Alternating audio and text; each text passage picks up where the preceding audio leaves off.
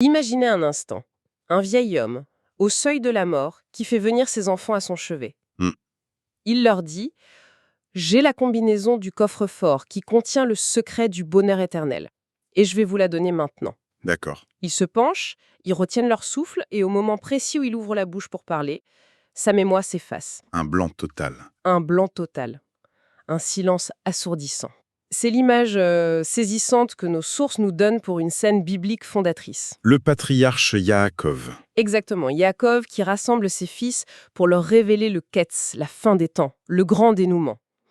Et à cet instant T, la Shekinah, la présence divine, s'évanouit. Le rideau tombe. C'est ça. La question qui nous hante depuis des millénaires, c'est qu'est-ce qui s'est passé? Est-ce un échec monumental, un oubli tragique, ou bien autre chose? Une transmission peut-être plus étrange, plus subtile. C'est exactement là qu'on va plonger. Le point de départ de notre analyse, en fait, c'est un discours hassidique de 1965. Le Mahamar Vayei 57-25. C'est ça. Et il aborde ce moment, pas du tout comme un échec. Plutôt comme une redirection stratégique. D'accord, donc notre mission, si on l'accepte, c'est de comprendre pourquoi Yaakov a choisi ce mot si particulier, Agida. Oui, Et surtout, de décoder ce qui ressemble à une porte qui se ferme. L'idée, c'est de voir si derrière ce blocage, en fait, ne se cacherait pas une force, une clé pour notre propre vie. c'est ça. On va voir comment ce qui a l'air d'une obstruction spirituelle devient paradoxalement une source de liberté intérieure. Bon, alors entrons dans le vif du sujet. Le verset dit « Vaekra Yaakov el Banav ve Agida lakem ». Yaakov appela ses fils, et je vous dirai. Mhm. La première chose qui saute aux yeux des commentateurs, c'est le choix du verbe. En hébreu, il y a plein de mots pour dire, non? Comme amira ou dibour. Oui, bien sûr. Alors pourquoi utiliser ce mot-là, agida? Quelle peut bien être la différence? Hmm. La différence, elle est colossale. Et c'est la clé qui ouvre toute l'analyse. Ah oui, Le Mahamar, il s'appuie ici sur le Zohar, le livre de la Kabbale, qui établit une hiérarchie dans la parole. d'accord. Amira et Dibour, ce sont des paroles qui communiquent une information. C'est parler de quelque chose. Je peux vous décrire un repas délicieux, vous donner les ingrédients, la recette, C'est de l'amira. voilà. Mais vous n'aurez pas le goût dans la bouche. C'est une parole qui reste extérieure, intellectuelle. Exactement. Alors que le mot Agida, lui, il est d'une toute autre trempe. Il vient de la racine guide. Guide. Oui, guide qui signifie le tendon, le nerf.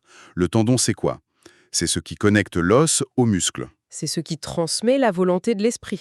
pour la transformer en action physique. Justement. Ah, d'accord. Donc, une parole de type Agida, ce n'est pas une description. C'est une transmission d'essence.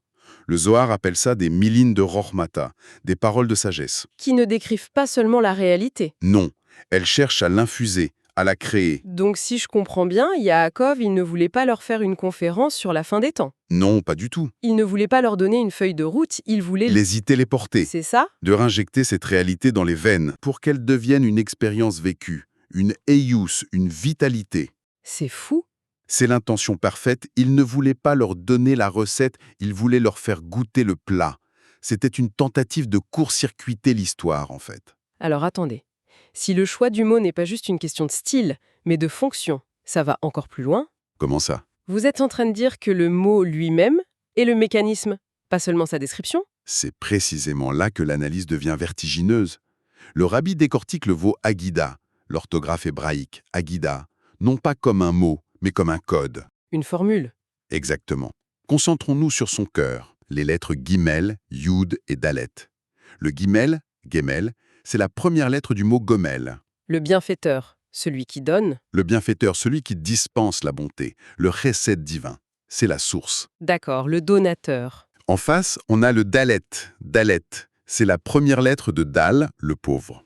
Le réceptacle. Le réceptacle parfait. Dans la Kabbale, c'est le symbole de la séphira de Malkout, la royauté, notre monde matériel, quoi. Qui en exil est pauvre parce qu'il n'a pas de lumière propre, il ne fait que recevoir. C'est ça. On a donc la source infinie et le réceptacle vide. Le problème éternel, c'est comment les connecter sans que tout explose. Et c'est là qu'intervient le Yud, la plus petite lettre, un simple point, placé juste entre le Gimel et le Dalet. Le Yud, il symbolise la Hokma, la sagesse divine. Une étincelle si concentrée qu'elle peut servir de canal, de pont. Entre l'infini du donateur et le fini du récepteur. Voilà. Révéler le Ketz par la Gita, c'était donc l'acte même de faire couler la bonté divine, le guimel, à travers le canal de la sagesse, le Yud, pour saturer la réalité matérielle, le Dalet. Et la transformer. Oui, le mot était à la fois le plan et l'outil. C'est incroyable. C'est comme si la formule de la bombe atomique était le mot bombe lui-même. Mais alors, Oui, c'est là que je ne comprends plus rien. On a un plan parfait, un outil parfait, une intention pure, et au final, ça ne marche pas. La connexion est coupée au moment crucial. On dirait un bug monumental dans le système divin. Qu'est-ce qui a pu faire dérailler une mécanique aussi parfaite? c'est la question essentielle. Et la réponse du Mahamar est d'une grande subtilité. Il ne s'agit pas d'un refus divin ou d'une punition. Alors c'est quoi? C'est ce qu'on pourrait appeler un décalage de bande passante spirituelle. Yaakov, à ce moment-là, opérait sur une fréquence de raya. La vision prophétique directe. Oui. Pour lui, la délivrance, ce n'était pas un concept futur. C'était une réalité qu'il voyait, là, maintenant. D'accord, il voyait le film en 8K. Exactement. Mais ses fils, même s'ils étaient des géants spirituels, eux, ils étaient encore sur la fréquence de la shmiya. L'écoute, la compréhension intellectuelle. Voilà. Ils étaient prêts à recevoir des informations sur la délivrance, mais pas à la vivre en direct. C'est la différence entre lire la notice d'un meuble Ikea et voir l'ingénieur le monter devant soi, en un clin d'œil. Donc c'est bien ça. C'est comme essayer de télécharger un film en 8K sur une connexion modem de 1995. C'est une excellente analogie. Les données sont pures, le fichier est parfait, mais le récepteur n'a pas la capacité de le traiter. Le système sature et plante. Voilà. Ce décalage a provoqué ce que le texte appelle une sestima, une fermeture, une obstruction. Ce n'est pas que Dieu a dit non. Non, c'est que les conditions, disons, physiques et spirituelles pour que cette révélation soit intégrée n'étaient plus réunies. La Shekinah ne s'est pas retirée par colère, elle s'est retirée parce que le circuit était surchargé. Je dois avouer que c'est un peu décourageant. On a l'impression que l'humanité a raté sa plus grande opportunité à cause d'un problème technique. On pourrait le voir comme ça au premier abord. Et du coup, cette porte, elle s'est fermée pour de bon. C'est là que Yaakov change de ton et leur dit « Ashara kebetsu veshimu ». Rassemblez-vous et écoutez. Oui, il passe de la tentative de vision à une instruction d'écoute. C'est le pivot de toute notre analyse. Le rabbi énonce ici un principe fondamental de la pensée hassidique. La volonté d'un tzaddik, d'un juste, n'est jamais vaine. Jamais. Jamais. Jamais. La révélation n'a pas été annulée. Elle a été transformée. Le Mamar dit qu'elle a été insérée dans d'autres mots. Le fichier 8K n'a pas été effacé. Non. Il a été compressé et caché dans une multitude de fichiers plus petits. Dissimulé à la vue de tous. Précisément. L'énergie de la délivrance, au lieu d'être un flash aveuglant, a été distribuée, cryptée à l'intérieur des commandements, des mitzvot, Des prières, de l'étude. de la trame même du quotidien. On peut faire le parallèle avec Moshe Rabbeinu. Son plus grand désir, c'était d'entrer en terre d'Israël. Et ça lui a été refusé. Apparemment, un échec tragique. Mais la Hassidoute explique que, bien qu'il ne soit pas entré physiquement sur la terre, l'intensité de son désir a implanté l'essence spirituelle d'Israël dans l'âme de chaque juif, pour l'éternité. C'est une idée difficile à saisir, mais Hmm. puissante. Le désir du juste ne fait pas que demander un résultat, il reconfigure la réalité pour que l'essence de ce résultat soit accessible. Même si la forme change. Donc, le désir de Yaakov de révéler le Kelketz a reconfiguré notre réalité en y cachant cette révélation. C'est exactement ça. La révélation est passée d'un événement extérieur spectaculaire à un potentiel intérieur permanent. D'accord. Mais si ce potentiel est crypté tout autour de nous, comment on le décode? S'il est caché dans notre quotidien, comment on le trouve? Ça reste très abstrait. Pour le rendre concret, le Mahamar utilise le concept de makif. Makif. Un makif, c'est une lumière, une énergie transcendante qui nous entoure. Pensez à un signal Wi-Fi. Le réseau est partout dans la pièce, invisible, mais totalement présent et puissant. C'est une force makif. Mais tant que vous n'allumez pas votre téléphone pour vous y connecter, cette force reste un potentiel utilisé. D'accord. La révélation du Keletz, après cet épisode, est passée de pinimi, une lumière intérieure directe, visible, à une force makif, un champ de force spirituelle qui enveloppe chaque génération. Le signal est donc là, partout autour de nous. Et ce signal, c'est lui qui nous donne la force. C'est ce signal makif qui donne à chaque âme la capacité de vivre une hariout, une liberté intérieure totale. Même au milieu des contraintes? même au milieu des plus grandes contraintes extérieures. Ce n'est pas une liberté qui nie la prison, mais une liberté qui existe au sein même de la prison. C'est réaliser au milieu d'un embouteillage ou d'une réunion stressante qu'une partie de nous est fondamentalement libre. Et intouchable. Franchement, c'est un concept qui m'a pris des années à ne serait-ce qu'effleurer. On lit les mots « liberté intérieure », mais le vivre, c'est autre chose. C'est cette force du Malarakif qui nous le permet. Il y a une histoire qui me vient et qui illustre cette idée à la perfection. Ah oui? On raconte qu'un Hassid de l'Admorazaken, le premier rabbi de Rabat, construisait sa maison. Il y mettait une énergie folle, il construisait des murs particulièrement épais, solides. D'accord. Un ami passe le voir et lui dit un peu moqueur « Mais pourquoi tu te donnes tant de mal? Mashiach arrive demain, on n'aura pas besoin de cette forteresse. » Une question pleine de bon sens, en apparence. Et la réponse du Hassid, c'est tout le secret de l'Aguida de Yaakov. Il a répondu oui, je construis ces murs épais, non pas parce que je crois que l'exil va durer, Alors pourquoi? je les construis pour que mon service de Dieu, mes prières, mon étude, soient si intenses, si puissants, que même ces murs, ces pierres inertes, ressentent la présence divine. C'est magnifique. C'est fantastique, parce que ça inverse complètement notre logique. On pense que la spiritualité, c'est s'échapper du matériel. Lui, il dit le contraire.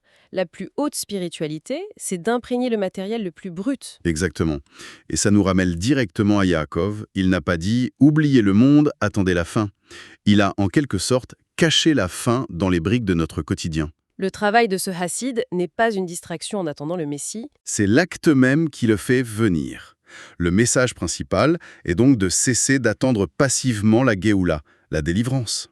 Ce n'est pas seulement un événement futur. Non, c'est une force présente à activer. Et le Mahamar propose même une action très concrète pour se connecter au Wi-Fi. Oui, une action d'une simplicité désarmante, mais d'une profondeur immense. Laquelle?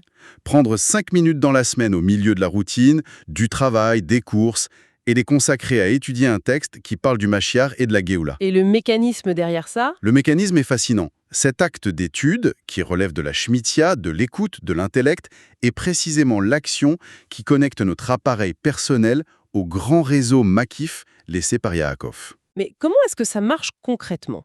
Pourquoi le fait de lire un texte pendant 5 minutes aurait un effet aussi puissant? Comment ça télécharge la délivrance? Parce que cet effort transforme notre écoute en une vision intérieure, une raya. Ah, En nous plongeant dans ces concepts, même intellectuellement, on commence à percevoir la réalité non plus seulement à travers le prisme de l'exil, mais à travers celui de la délivrance. on ne reçoit pas passivement une révélation. On devient un acteur de sa manifestation. On active l'Aguida de Yaakov dans notre propre réalité. C'est le passage d'une attente passive à une création active. Ce parcours est fou.